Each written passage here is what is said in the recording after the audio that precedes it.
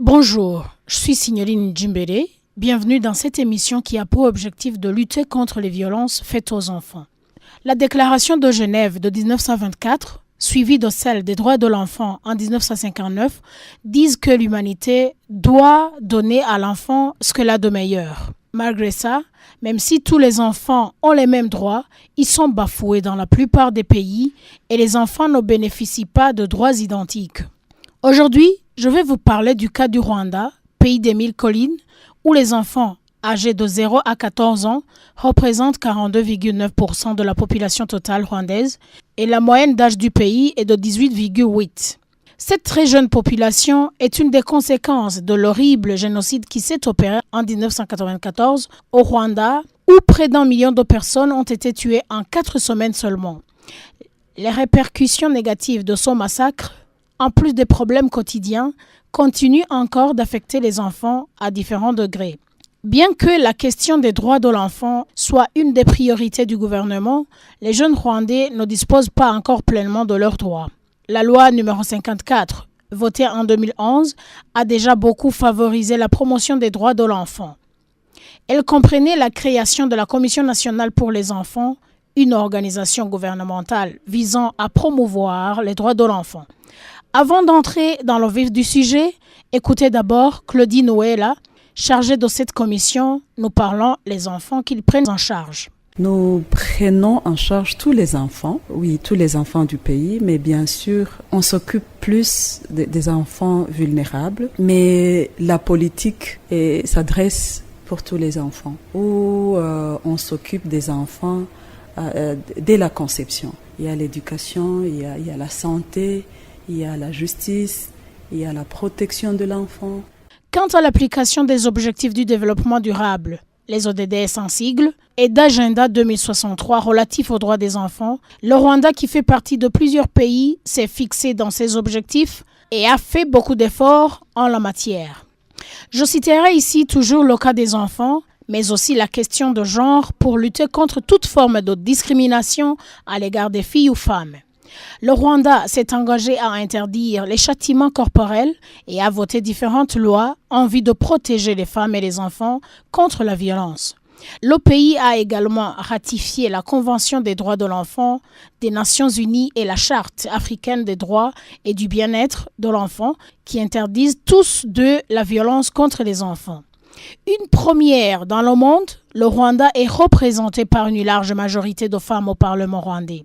Les nombreuses dispositions mises en place dans le pays pour l'égalité hommes et femmes semblent porter leurs fruits. C'était lors des élections législatives du 18 septembre 2013 où il y a eu une installation dominante féminine à l'Assemblée nationale, mais depuis 2008, le pays s'est classé comme le seul au monde où l'Assemblée était majoritairement féminine. Cela a réconforté une tendance déjà connue au Rwanda, avec plus de domination des femmes qui occuperont 51 des 80 sièges des députés, soit 63,75% contre 56,3%. Aujourd'hui, le Rwanda en est où par rapport à cette application? Écoutez encore une fois Claudine Ouella, la chargée de la Commission nationale pour les enfants. Et donc, pour le Rwanda, il y a l'accent qui est mis sur l'accès de tous les enfants à une éducation de qualité, comme je l'ai dit. Donc, vous savez qu'on a un programme de 9 à 12 ans, comme une éducation basique qui est donnée aux enfants.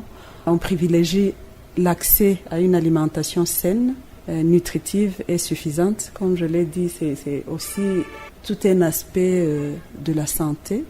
Et par exemple, vous savez qu'on a des pratiques ici, on a essayé de trouver nous-mêmes des solutions à la rwandaise.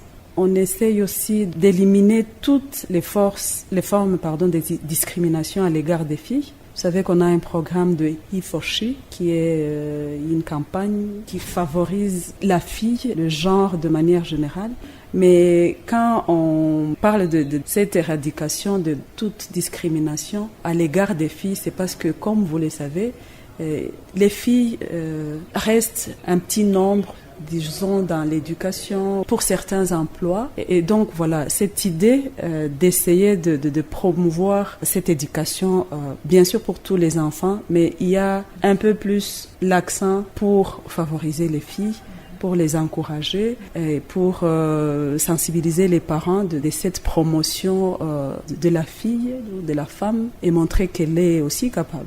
Et je pense que c'est très très clair au Rwanda où on observe que même au niveau du Parlement, on a un grand nombre de femmes, 64%, qui est un nombre qui représente bien que les femmes sont capables. Et dans plusieurs endroits, on favorise la question du genre, quoi. Je vous remercie, Madame Claudine, de vouloir bien m'accorder cette interview. Merci beaucoup. Je vous en prie. Merci.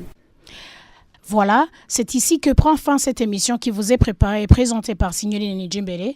La prochaine émission consacrera aux enfants réfugiés burundais qui traversent la frontière et viennent au Rwanda suite à la situation sécuritaire que connaît ce pays.